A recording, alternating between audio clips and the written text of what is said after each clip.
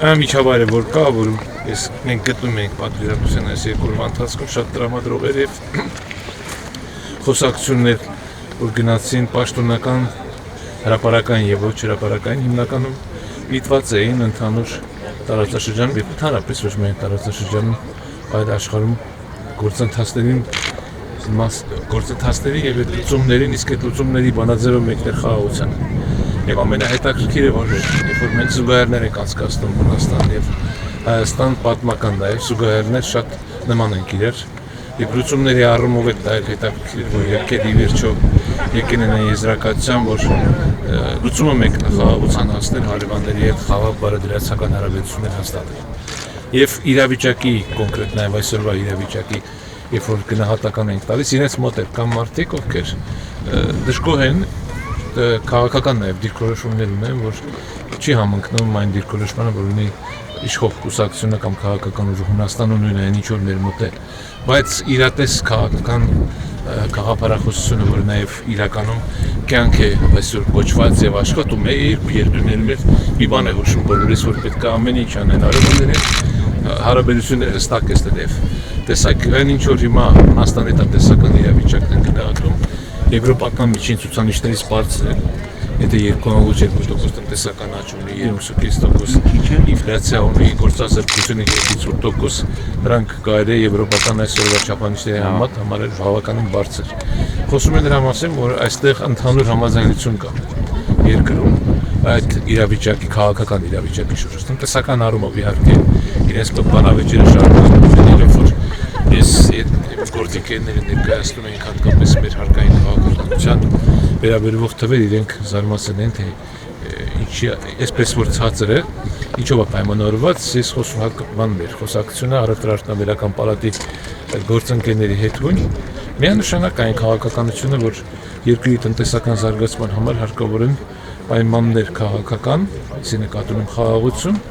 նաև քաղաքական են առումով որ օրենքներ լինեն, որոնք հարգվեն բոլորի կողմից եւ տնտեսական մաքսիմում հնարավոր ցածր հարկեր, որպեսզի բիզնեսը կարողանա զարգանալ եւ կանխատեսելիություն։ Նրան ինչ որ ձգտում ենք նաև մենք եւ տեսեք Հունաստանի առավելությունը մեր նկատմամբ նաեւ որ իրանք այդ վերջի գործոնը կանխատեսելիություն ունեն,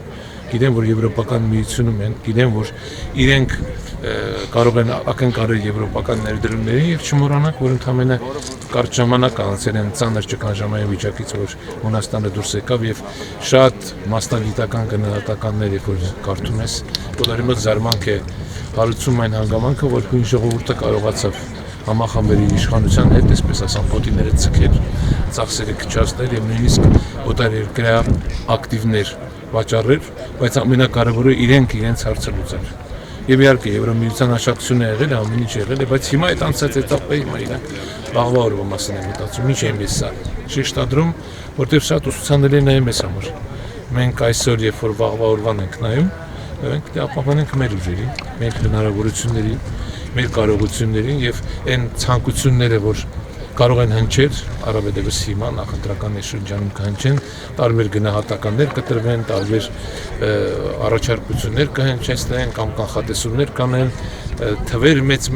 բայց իրականությունից պետք չի կտրվել։ Մենք հասկանում ենք, որ ամեն ինչ դեռևս նոր է սկսվում, ես նկատում եմ խաղաղության գործընթացը,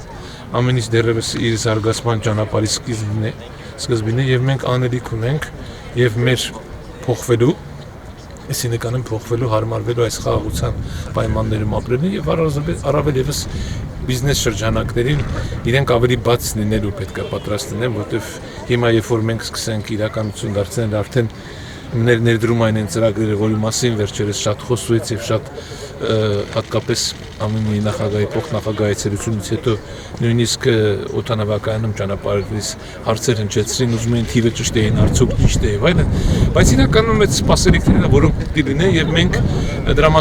մասին ենք խոսում մեր նույն գործընկերների հետ եւ իմ հանդիպումների հիմնական նպատակը նաեւ ներկայացնելու եւ նաեւ քաղաքական այս հանդիպումը, որ դերֆին